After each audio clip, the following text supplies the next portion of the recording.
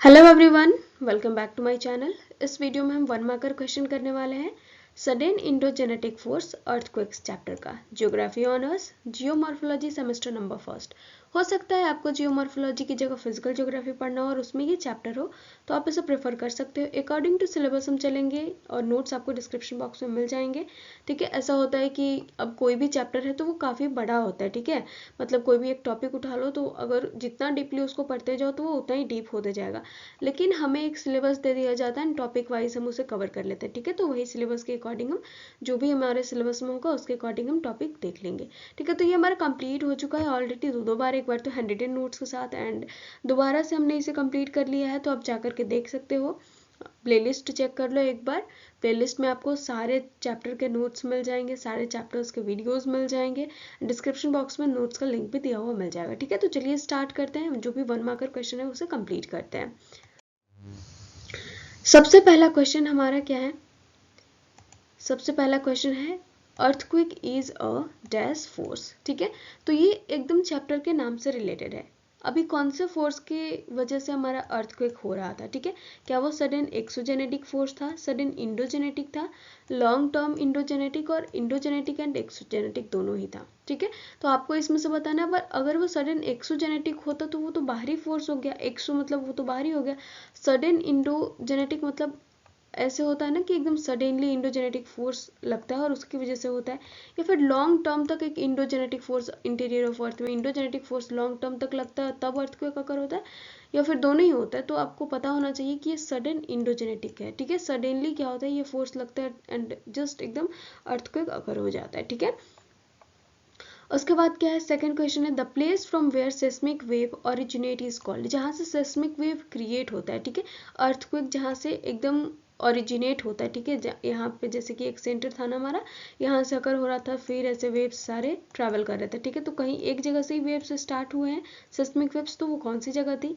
क्या वो एपिसेंटर था, हाइपोसेंटर, अर्थक्वेक जोन, या फिर ऑल ऑफ देम? कौन सा था इसमें से?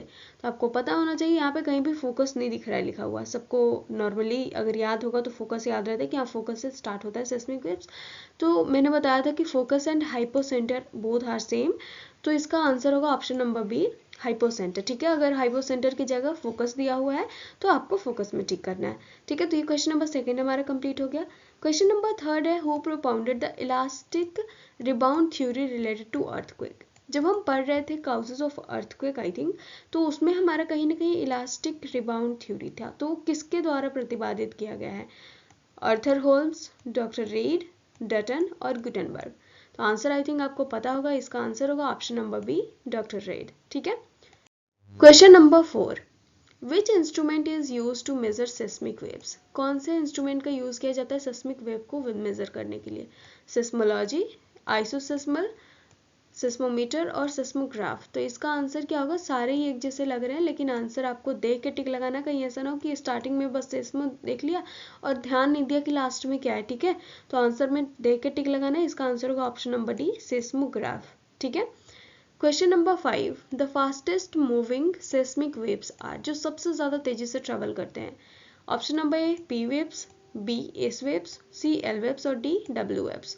ठीक है, तो इसका आंसर क्या होगा? इसका आंसर होगा option number A, P waves. ठीक है, जो ज़्यादा दूर तक ट्रैवल करते हैं एकदम फास्टेस्ट स्पीड के साथ। ओके, क्वेश्चन नंबर 6 हमारा है the most affected area in India by earthquake is. India में सबसे ज़्यादा अफेक्टेड एरिया कौन सा है, या फिर अफेक्टेड जोन बोल सकते हो अर्थक्वेक से देखे तो हमने 3 जोन के बारे में देखा था एंड आपको इसमें बताना है कि कौन सा होगा। ठीक है, तो इंडस गंगा प्लेन, बी है हिमालयन रीजन, सी है कोस्टल पार्ट और डी है प्लेट्यू रीजन। तो इसमें कौन सा होगा? जिसने भी ध्यान से पढ़ा होगा उसको पता होगा कि इसका आंसर क्या होगा। ठीक है, option number B, Himalayan region. ठीक है, question number 7, which scale is use to measure the intensity of earthquake. Intensity of earthquake, earthquake की तीव्रता मापने के लिए कौन सी स्केल का यूज किया जाता है? Option number A, Reid scale, 2 Richter scale, 3 में है, सी में होम्स स्केल और डी है वर्नियर स्केल। तो इसका आंसर क्या होगा? Option number B, Richter scale. अभी आपको कमेंट सेक्शन में बताना है कि रिक्टर स्केल पे जो नंबरिंग होती है, ठीक है, वो कितने के बीच में चली जाएगी। जैसे कि 1 से लेकर के 2 के बीच में है मेजरिंग, और मतलब 1 से 2 की इंटेंसिटी से अर्थक्वेक अकर हुआ है, ठीक है, तो उसमें कितना ज़्यादा जैसे होता है कि नुकसान हुआ, तो वैसे ही कितने के बीच में कौन से नंबर के बीच में ये इंटेंसिटी रहेगा, तो सारी की सारी चीज़ें ख़त्म हो जाएंगी, ठीक है, कुछ बचेगा ही नहीं, आपको वो बताना है, ठीक है, वो नंबर बताना है जिनके बीच में इंटेंसिटी अर्थक्वेक की अगर आएगी तो सारी चीज़ें ख़त्म हो जाएंगी। Okay, question number 8, which of the following waves cannot penetrate into liquid substances. Normally आप बोल सकते हो कि कौन सा ऐसा वेव है, यहाँ पे पेनिट्रेट है, देखो मैंने ध्यान नहीं दिया अच्छे से, ठीक है, तो कौन सा ऐसा वेव्स है जो लिक्विड सब्सटेंसेस में ट्रेवल नहीं करता है।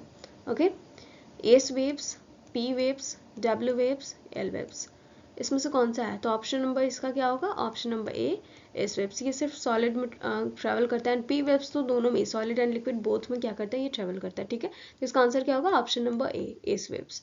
Question number 9, Richter scale was developed in, Richter scale कब डेवलप्ड किया गया था, ऑप्शन नंबर ए 1965, बी 1925, सी 1935 और डी 1955, तो इसका आंसर होगा ऑप्शन नंबर सी 1935। अभी आप कमेंट सेक्शन में एक और क्वेश्चन लिख लो कि इसकी डेवलपमेंट किसने करी थी, इसकी खोज किसने करी थी, ठीक है।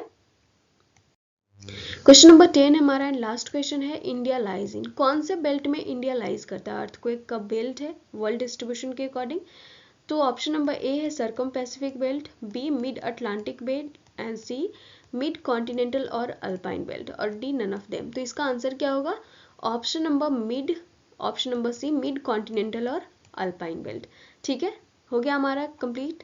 10 क्वेश्चन हमने वैसे भी कर लिए हैं, एंड नॉर्मली अगर आपने ये चैप्टर पूरा का पूरा कवर किया हुआ है तो कहीं से भी एमसीक्यूज आ जाए आप इजीली उसको कवर कर सकते हो, ठीक है, आप इजीली बना लोगे। ओके, तो मिलते हैं नेक्स्ट वीडियो में लॉन्ग आंसर क्वेश्चन के साथ, एंड देन जो भी हमारे चैप्टर्स होंगे वो हम कंटिन्यू करते रहेंगे, ठीक है। थैंक यू सो मच, अगर अच्छी लगी हो वीडियो तो please don't forget to like comment share and subscribe. Thank you so much.